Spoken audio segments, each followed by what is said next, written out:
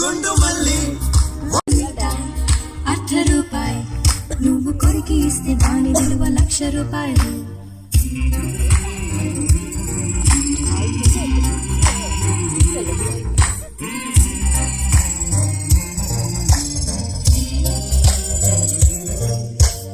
అందమైన ప్రేమరాణి చేయి తగిలితే సత్తురీకు కూడా సన్నమే.